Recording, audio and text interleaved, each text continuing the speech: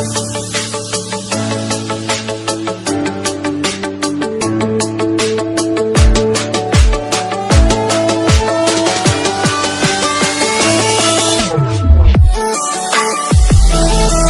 Students, अभी तक हमने सॉलिड स्टेट वाले चैप्टर में ठोस की परिभाषा, ठोस के गुण, ठोस के दो प्रकार क्रिस्टलीय अक्रिस्टलीय ठोस, उन दोनों में अंतर, क्रिस्टलीय ठोसों के चार प्रकार आण्विक, आयनिक, धात्विक, सहसंयोजक, और उसके बाद किसी एकक कोष्टिका के अंदर अवयवी कणों की सहभागिता, और फिर त्रिविम जालक, एकक कोष्टिका के पैरामीटर और एकक कोष्टिका के चार प्रकार सरल, फलक केंद्रित, आधार केंद्रित और काय केंद्रित। यहाँ तक हमने पढ़ा।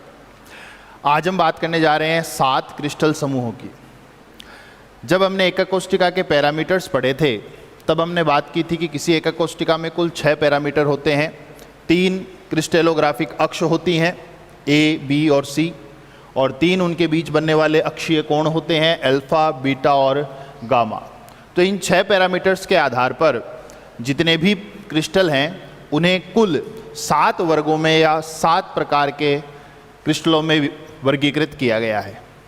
आज हम इन 7 के बारे में बात करेंगे, इनके क्रिस्टलोग्राफिक अक्ष और अक्षीय कोण यानी कि पैरामीटर्स के बारे में, एग्जाम्पल और ब्रेवे जालक, इन सब के बारे में बात करेंगे। तो सबसे पहले हम बात करते हैं कि 7 क्रिस्टल समूह या 7 क्रिस्टल सिस्टम क्या है। कि प्रकृति में जितने भी क्रिस्टलीय ठोस पाए जाते हैं उन क्रिस्टलीय ठोसों की एकक कोष्टिका के पैरामीटर्स के आधार पर उन क्रिस्टलों को कुल 7 भागों में बांटा गया है। सबसे पहला जो क्रिस्टल का प्रकार है वो है घनीय या क्यूबिक। आप सब जानते हो कि किसी घन में सभी भुजाएं समान होती हैं। तो अगर सभी भुजाएं समान है इसका मतलब क्रिस्टलोग्राफिक अक्ष समान होगी, यानी कि A = B and equals to C, यानी कि उस क्रिस्टल की तीनों अक्षीय लंबाइयाँ समान होंगी। और हम ये भी जानते हैं कि किसी भी घन में जो एंगल होते हैं, जो अक्षीय कोण होते हैं वो 90 डिग्री के होते हैं। तो इसमें अल्फा = बीटा = गामा = 90 डिग्री, यानी कि तीनों कोण ही 90 डिग्री के होते हैं। तो घनीय एकक कोष्टिका या क्यूबिक यूनिट सेल में तीनों अक्षों की लंबाइयाँ समान होती है, A = B = C, तीनों अक्षीय कोण समान होते हैं और 90 डिग्री के होते हैं, अल्फा = बीटा = गामा = 90 डिग्री। उसके बाद इसके एग्जाम्पल्स की अगर हम बात करें तो जैसे sodium chloride, potassium chloride, zinc sulphide, calcium fluoride, copper, silver, mercury, lead, हीरा, ये एग्जाम्पल हैं उन क्रिस्टलों के जिनमें यूनिट सेल घनीय प्रकार की होती है। इसके बाद आता है ब्रेवे जालक। ब्रेवे फ्रांस के एक गणितज्ञ थे जिन्होंने 1848 में मैथमेटिकल कैलकुलेशन करके ये बताया कि किसी क्रिस्टल में जो अवयवी कण हैं उन अवयवी कणों की व्यवस्था के आधार पर एकक कोष्टिकाएं या जालक कितने प्रकार के हो सकते हैं। तो उन्होंने कहा कि जितने 7 प्रकार के ये क्रिस्टल जालक हमने बनाए हैं इनमें अवयवी कणों की व्यवस्था के आधार पर कुल 14 प्रकार के ब्रेवे जालक हो सकते हैं या होते हैं, कुल 14 प्रकार के ब्रेवे जालक। तो जो घनीय एकक कोष्टिका है उस घनीय एकक कोष्टिका में क्रिस्टलोग्राफिक अक्ष और अक्षीय कोणों की स्थितियां तो आपको बता दी गई। अब उस घनीय एकक कोष्टिका में जो अवयवी कण हैं उनके आधार पर फिर घनीय एकक कोष्टिका 3 प्रकार की हो सकती है, सरल घनीय एकक कोष्टिका, फलक केंद्रित घनीय एकक कोष्टिका और काय केंद्रित घनीय एकक कोष्टिका, जिनके बारे में हम पिछले वीडियो में बात कर चुके हैं कि सरल घनीय में 8 कोनों पर 8 अवयवी कण होंगे, फलक केंद्रित में 8 कोनों के अलावा प्रत्येक फलक के केंद्र पर एक अवयवी कण होगा, और काय केंद्रित में 8 कोनों के अलावा एक अवयवी कण कोष्टिका के केंद्र में होगा। तो कुल मिलाकर के जो घनीय एकक कोष्टिका या जालक है वो 3 प्रकार का हो सकता है, सरल, फलक केंद्रित और काय केंद्रित। तो कुल मिलाकर के घनीय एकक कोष्टिका में 3 प्रकार के ब्रेवे जालक हो सकते हैं।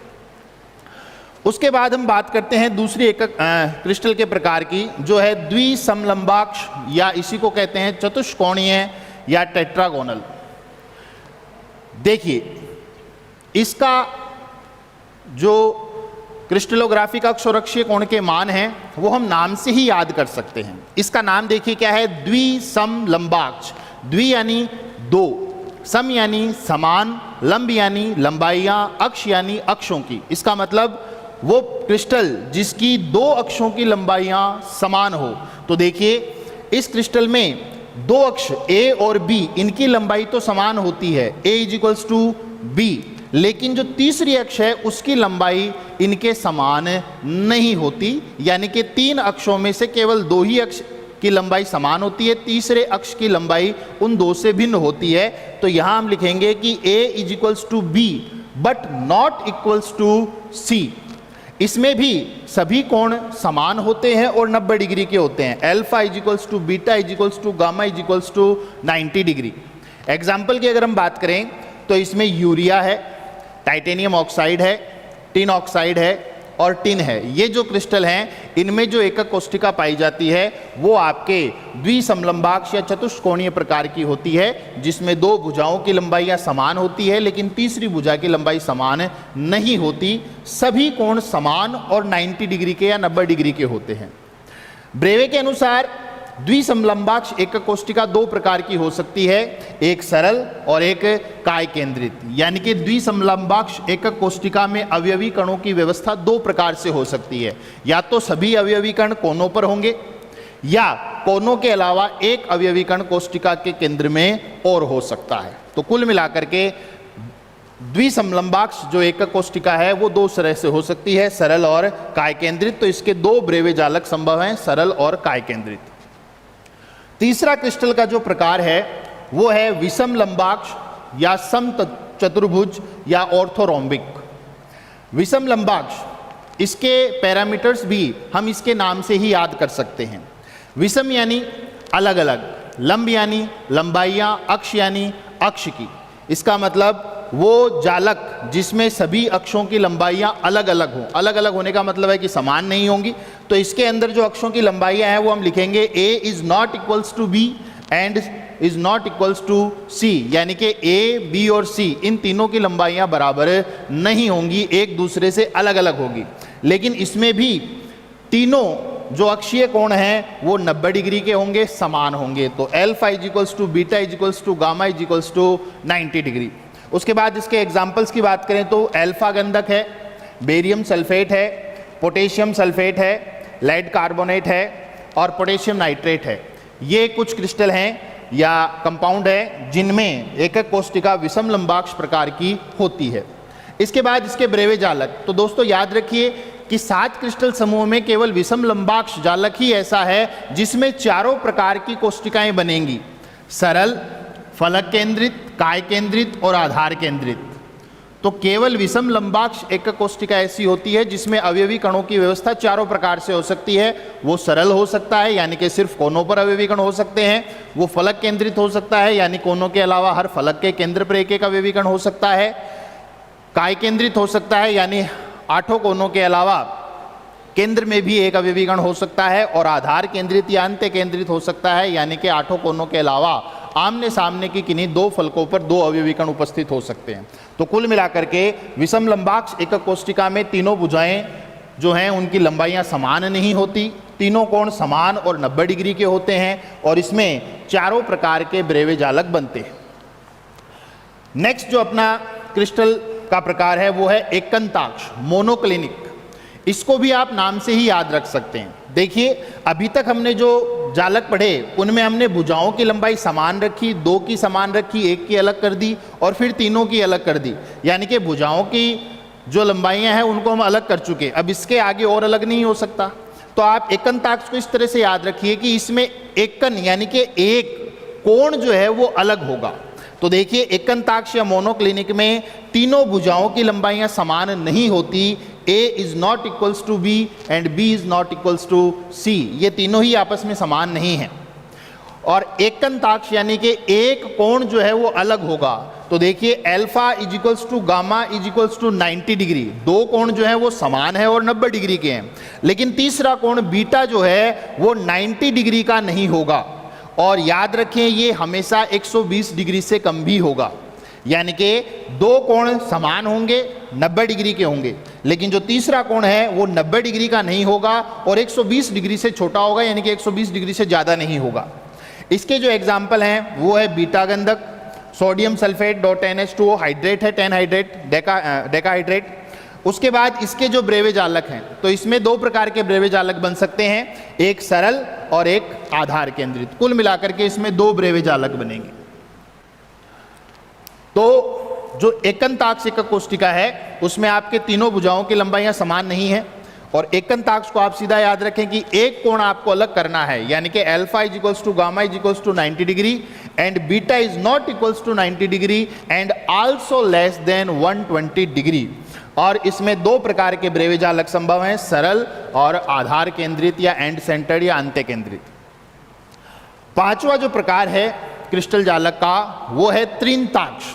तो देखिए, हमने एकंताक्ष में एक कोण को अलग किया, त्रिंताक्ष में हम तीनों ही कोणों को अलग कर देंगे। या आप ऐसे भी याद रख सकते हैं कि त्रिंताक्ष में कुछ भी समान नहीं होता। तो त्रिंताक्ष या ट्राइक्लिनिक जो क्रिस्टल जालक होता है उसमें A is not equals to B is not equals to C।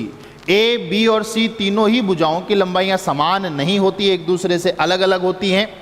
और alpha is not equals to beta is not equals to gamma and also not equals to 90 degree, यानी कि अल्फा, बीटा और gamma इन तीनों कोणों के मान समान नहीं होते और साथ ही इनमें से कोई भी कोण 90 डिग्री का नहीं होता। यानी कि त्रिंताक्ष में कुछ भी समान नहीं होता, कोई भी पैरामीटर एक दूसरे के इक्वल नहीं होते, सभी भुजाओं की लंबाइयां अलग अलग होती है, सभी कोणों के मान अलग अलग होते हैं और कोई भी कोण 90 डिग्री का नहीं होता है। इसके एग्जाम्पल की बात करें तो copper sulphate dot pentahydrate, potassium dichromate K2Cr2O7 और बोरिक एसिड H3BO3।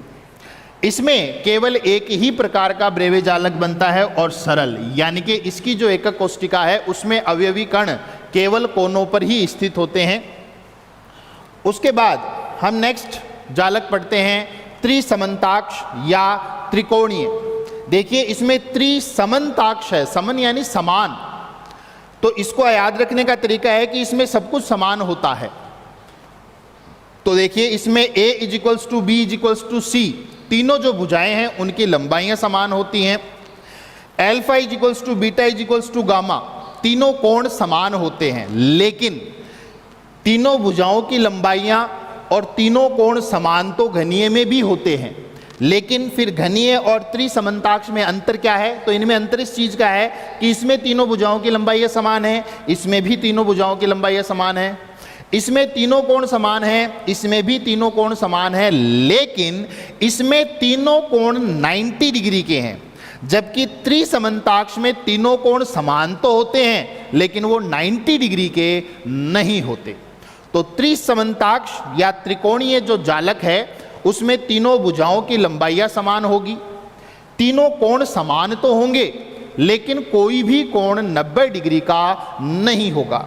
इसके बाद इसके एग्जाम्पल की अगर हम बात करें तो इसके एग्जाम्पल है जैसे क्वार्ट्ज, कैल्साइट यानी कैल्शियम कार्बोनेट और सिनेबार यानी कि HgS मर्क्यूरिक सल्फाइड। फिर इसके ब्रेवे जालक, तो इसमें भी केवल एक ही प्रकार का ब्रेवे जालक बनता है, वो है सरल। इसके अलावा इसमें और कोई ब्रेवे जालक नहीं बनता, यानी कि ये केवल सिंपल यूनिट सेल ही बनाता है। आखिरी जो क्रिस्टल का प्रकार है वो है षटकोणीय या हेक्सागोनल। तो षटकोणीय आकृति तो आप सबने देखी हुई होगी। षटकोण में आप जानते हो कि षटकोण में दो भुजाओं की लंबाई जो है वो समान होगी, लेकिन तीसरी भुजा की लंबाई उन दो भुजाओं की लंबाइयों से अलग होगी, समान नहीं होगी। तो षटकोणीय में A is equals to B होता है, लेकिन C A और B के समान नहीं होता। षटकोणीय में दो कोण 90 डिग्री के होते हैं, alpha is equals to beta is equals to 90 degree, लेकिन जो गामा है वो 120 डिग्री का होता है, मतलब दो कोण 90 डिग्री के होते हैं और तीसरा जो कोण है वो 120 डिग्री का होता है। इसके उदाहरणों की अगर हम बात करें तो इसके एग्जाम्पल है ग्रेफाइट है, सिल्वर आयोडाइड है, लेड आयोडाइड है, कैडमियम सल्फाइड है, जिंक ऑक्साइड है, कैडमियम है और मैग्नीशियम है। ये कुछ क्रिस्टल हैं जिनकी एकक कोष्टिकाएं षटकोणीय प्रकार की होती हैं। इसमें भी केवल एक ही प्रकार पाया जाता है, सरल। तो षटकोणीय एकक कोष्टिका भी केवल सिंपल प्रकार की होती है, उसके अलावा कोई और प्रकार उसका नहीं पाया जाता।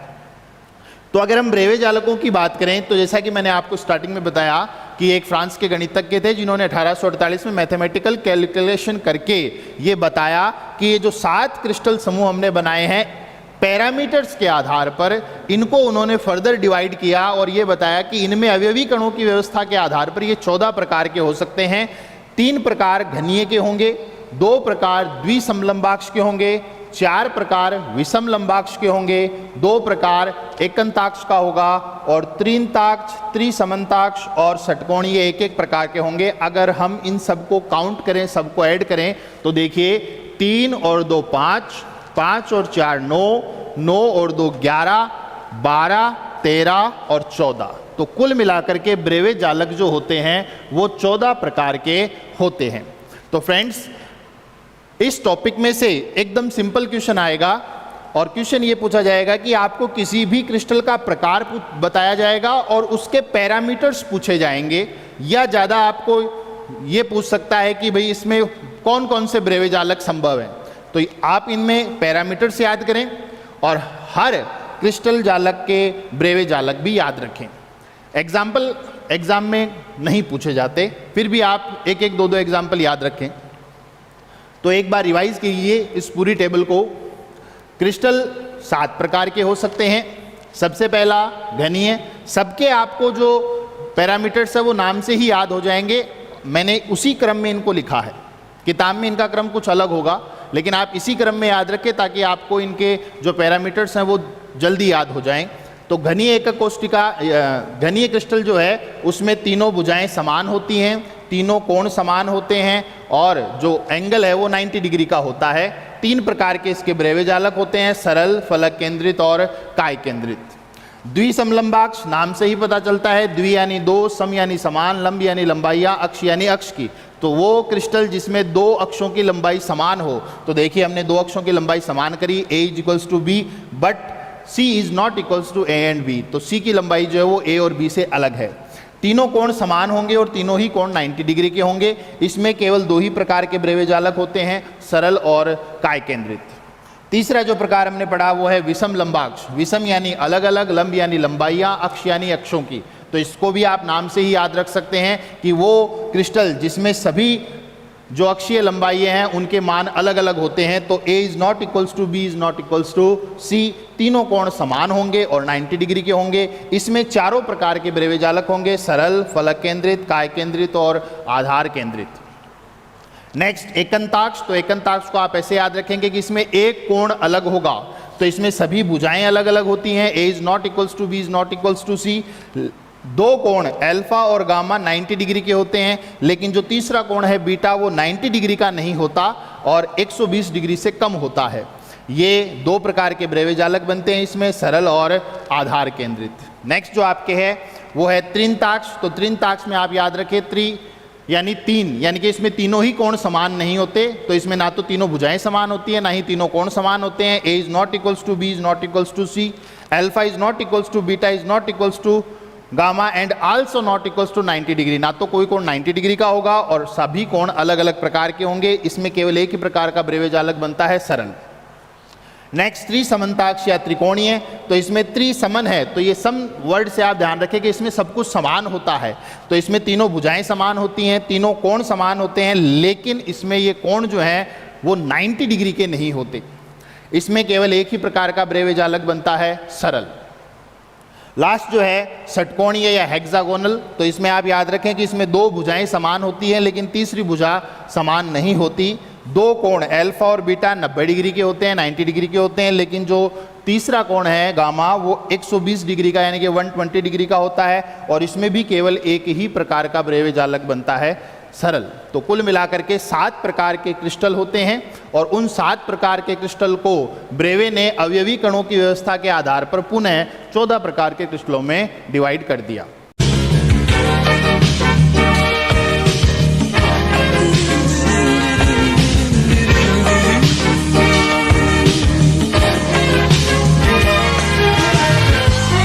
Kamu kulihat yang kan terjadi Rasa yang kan terjadi, namun tak pernah ku doakan untuk terjadi.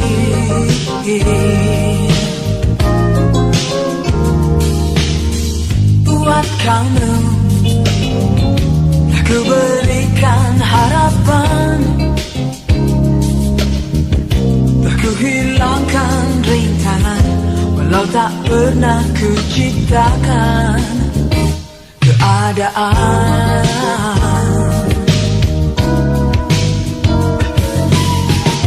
Sekilas cahaya yang pernah bersinar, sepucuk yang terbang di ribaan, di lubuk hati yang terdalam, terpaksa dan aku berserah, kau pun terbaik bagiku.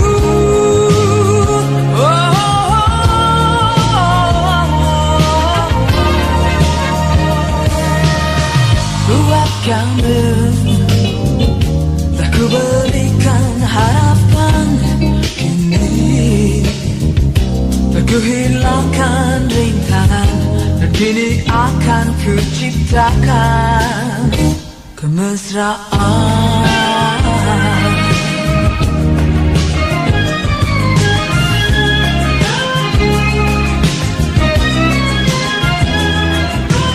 तो देखिए next जो अपना topic है वो है निबिड़ संकुलित संरचना, close packed structure. जैसा कि हमने क्रिस्टल में पढ़ा कि किसी भी क्रिस्टलीय ठोस में जो अवयवी कण है वो एक दूसरे के बिल्कुल पास पास एक नियमित संरचना में व्यवस्थित होते हैं।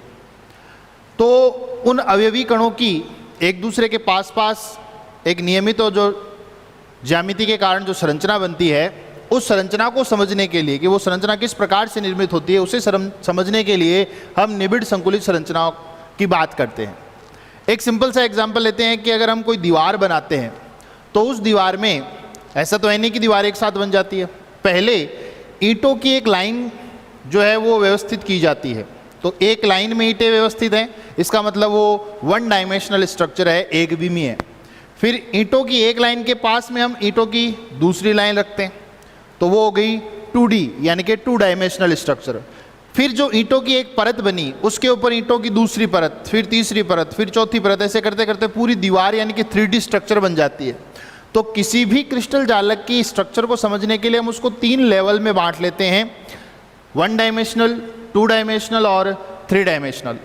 1 डायमेंशनल का मतलब कि हम जो अवयवी कण हैं उनको केवल एक सीधी लाइन में रखेंगे, केवल एक लाइन बनाएंगे। 2 डायमेंशनल में एक लाइन के पास दूसरी लाइन, एक पंक्ति के पास दूसरी पंक्ति, उसके पास तीसरी पंक्ति, इस तरह से हम एक परत या लेयर बनाएंगे। और 3 डायमेंशनल में एक परत पर दूसरी परत, फिर उस पर तीसरी परत, फिर उस पर चौथी परत, इस तरह से हम उसकी 3 डायमेंशनल स्ट्रक्चर बनाएंगे। तो हम निबिड़ संकुलित संरचना को 3 भागों में बांट लेते हैं, एक विमीय निबिड़ संकुलन, द्विविमीय निबिड़ संकुलन और त्रिविमीय निबिड़ संकुलन। सबसे पहले हम बात करते हैं एक विमीय निबिड़ संकुलन की। अगर हम अवयवी कणों को गोलाकार कण माने, जैसे कांच का कंचा हो या बॉल हो या गेंद हो कोई भी, उस तरह से अगर हम माने तो एक विमीय निबिड़ संकुलित संरचना किस प्रकार बनेगी कि संरचना में हम अवयवी कणों को एक दूसरे से स्पर्श करते हुए एक सीधी पंक्ति में व्यवस्थित करते हैं। जो अवयवी कण है वो एक दूसरे को टच करते रहेंगे और एक सीधी लाइन में केवल एक ही लाइन बनाएंगे। तो इस स्ट्रक्चर को हम बोलेंगे एक विमीय निबिड़ संकुलन। अब यहाँ हमें एक चीज जो है वो हमेशा ध्यान रखनी है कि इस एक विमीय निबिड़ संकुलन में अगर आप गौर से देखो तो मैंने इस वाले अवयवी कण को अलग कलर से हाईलाइट किया है। इस अवयवी कण को अगर आप देखें तो ये अवयवी कण अधिकतम 2 अवयवी कणों को स्पर्श करता है, एक इसको और एक इसको। इन 2 अवयवी कणों को ये कण जो है वो स्पर्श करता है, छूता है, टच करता है। इसका मतलब ये हुआ कि एक विमीय निबिड़ संकुलन में किसी अवयवी कण की उप सह संयोजन संख्या, जो हमने पीछे के क्लासेस में पढ़ी थी कि किसी भी क्रिस्टल जालक में एक अवयवी कण जितने अवयवी कणों को स्पर्श करता है वो उसकी उप सह संयोजन संख्या, समन्वय संख्या या कोऑर्डिनेशन नंबर कहलाता है। तो अगर हम बात करें एक विमीय निबिड़ संकुलन में, तो एक विमीय निबिड़ संकुलन में जो अवयवी कण है ये अवयवी कण, ये अधिकतम 2 अवयवी कणों को स्पर्श कर रहा है। तो इस निबिड़ संकुलन में जो अवयवी कण है उसकी उपसह संयोजन संख्या कितनी होगी? 2 होगी। तो एक विमीय निबिड़ संकुलन में अवयवी कणों को एक दूसरे से स्पर्श करते हुए एक सीधी पंक्ति में व्यवस्थित किया जाता है, और इस संकुलन में एक अवयवी कण अधिकतम 2 अवयवी कणों को स्पर्श करता है, छूता है, इसलिए उसकी उपसह संयोजन संख्या जो है वो 2 होती है। इसके बाद हम नेक्स्ट बात करते हैं द्विविमीय निबिड़ संकुलन की। द्विविमीय निबिड़ संकुलन का मतलब 2 डायमेंशनल क्लोज पैकिंग। द्विविमीय निबिड़ संकुलन में हम क्या करेंगे कि ये जो एक पंक्ति हमने अवयवी कणों की बनाई है, इस एक पंक्ति के पास दूसरी पंक्ति को रखेंगे, फिर उसके पास तीसरी पंक्ति को रखेंगे। ऐसे करते करते हम खूब सारी पंक्तियां अवयवी कणों की व्यवस्थित करेंगे। तो ऐसा करने के लिए हम 2 तरीके से ऐसा कर सकते हैं। तो सबसे पहले द्विविमीय निबिड़ संकुलन जो है उसे हम 2 भागों में बांट देते हैं। पहला द्विविमीय वर्ग निबिड़ संकुलन। अब इसका नाम वर्ग निबिड़ संकुलन क्यों है वो इसकी स्ट्रक्चर में ही हमें पता चल जाएगा।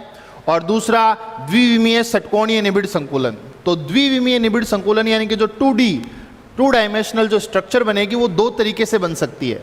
पहला तरीका, अगर हम अवयवी कणों की एक पंक्ति के पास दूसरे पंक्ति के अवयवी कणों को इस तरह से रखें कि उनके केंद्र क्षैतिज और ऊर्ध्वाधर रूप से, देखिए इसका सेंटर, इसका सेंटर, इन सब के सेंटर एक सीधी लाइन में है।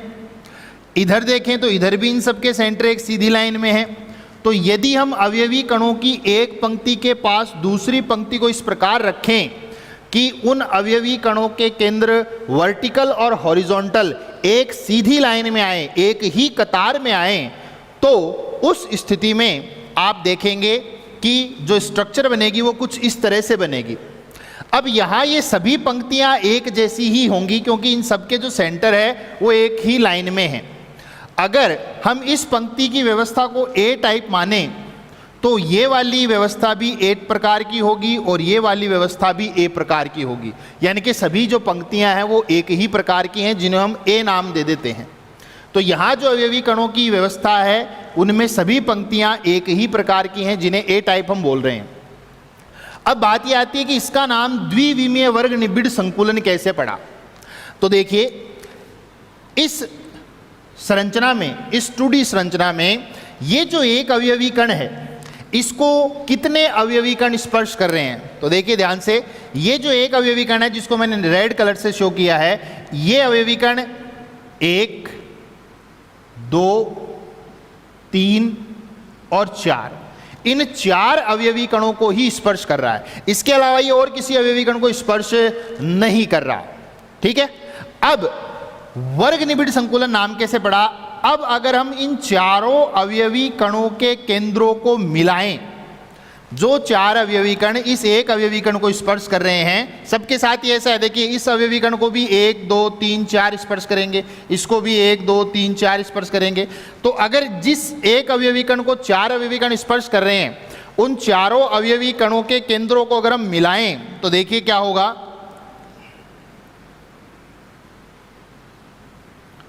ये देखिए इन चारों अवयवी कणों के केंद्रों को मिलाने पर एक स्क्वायर, एक वर्ग बनता है।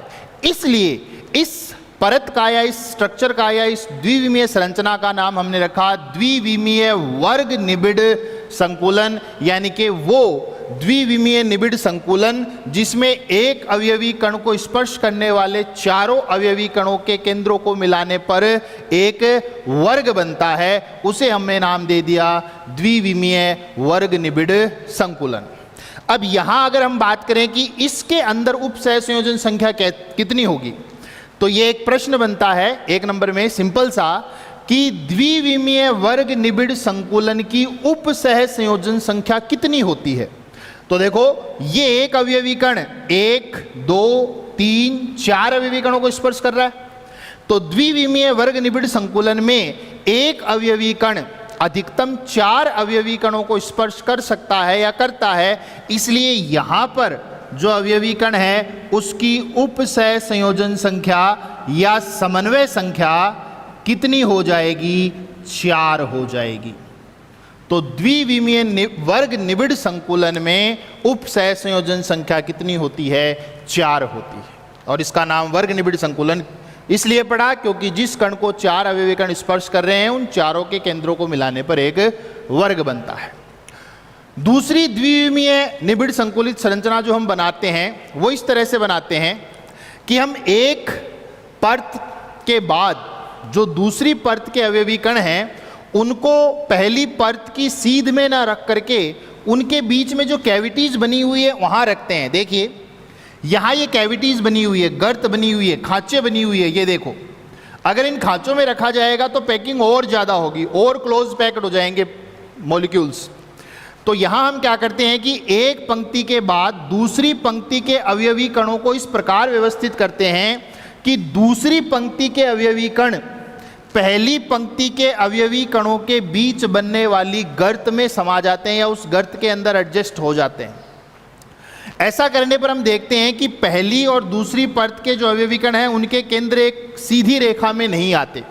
तो यहाँ हम ये बोलेंगे कि अगर पहली परत ए प्रकार की है तो दूसरी परत ए प्रकार की नहीं है, तो उस दूसरी परत का हम नाम दूसरा दे देते हैं, उसको हम बोलते हैं बी प्रकार की पंक्ति। तो यहाँ पहली पंक्ति ए प्रकार की है और दूसरी पंक्ति बी प्रकार की है। अब तीसरी पंक्ति की या तीसरी लाइन की बात करें तो देखो, पहली और तीसरी पंक्ति के अवयवी कणों के केंद्र एक सीधी रेखा में हैं। तो हम ये कहेंगे कि यहाँ जो तीसरी पंक्ति होगी वो वापस ए प्रकार की होगी। तो यहाँ ये तीसरी जो पंक्ति है वो वापस ए प्रकार की होगी। अब अगर इसके बाद हम वापस एक पंक्ति और रखेंगे तो वो बी प्रकार की होगी। तो इस प्रकार द्विविमीय षटकोणीय निबिड़ संकुलन में जो पंक्तियों की व्यवस्था होती है वो ए बी प्रकार की होती है। अब इसका नाम षटकोणीय निबिड़ संकुलन क्यों है? तो देखिए, जिस तरह से यहाँ एक अवयवी कण को स्पर्श करने वाले चारों अवयवी कणों के केंद्रों को मिलाने पर वर्ग बना तो उसका नाम हमने द्विविमीय वर्ग निबिड़ संकुलन रखा। ठीक उसी प्रकार इस संरचना में अगर आप देखेंगे तो ये जो अवयवी कण है इसको अधिकतम कितने अवयवी कण स्पर्श कर रहे हैं? देखिए, 1 2 3 4 5 और 6। और इन 6 अवयवी कणों के केंद्रों को यदि हम मिलाएं तो इन 6 अवयवी कणों के केंद्रों को मिलाने पर ध्यान से देखिए एक षटकोण हेक्सागोनल स्ट्रक्चर बन रही है। इसलिए हम इसका नाम रखते हैं षटकोणीय निबिड़ संकुलन। तो ये है द्विविमीय यानी कि 2 डायमेंशनल षटकोणीय निबिड़ संकुलन, हेक्सागोनल क्लॉज पैकिंग। अब यहां पर भी वही बात कि इसकी उप सहसंयोजन संख्या कितनी होगी। तो अभी हमने देखा कि एक अवयवी कण को अधिकतम कितने 6 अवयवी कण स्पर्श कर रहे हैं। तो इस संकुलन में जो अवयवी कण हैं उनकी उप सहसंयोजन संख्या या समन्वय संख्या या कोऑर्डिनेशन नंबर जो होगा वो 6 यानी कि 6 होगा। तो ये आपके 2 प्रकार की द्विविमीय निबिड़ संकुलित संरचनाएं हैं जिनको आप द्विविमीय निबिड़ संकुलित परत भी बोल सकते हो क्योंकि एक सिर्फ लेयर है। तो द्विविमीय वर्ग निबिड़ संकुलन जो है उसमें उप सहसंयोजन संख्या 4 होती है। ये क्वेश्चन बनता है इसमें, तो सीधा याद रखें कि द्विविमीय वर्ग निबिड़ संकुलन में उप सहसंयोजन संख्या 4 होती है, जबकि द्विविमीय षटकोणीय निबिड़ संकुलन में उप सहसंयोजन संख्या जो है वो 6 होती है। इसके बाद एक विमीय हो गया, द्विविमीय हो गया। अब हम बात करेंगे त्रिविमीय निबिड़ संकुलन की।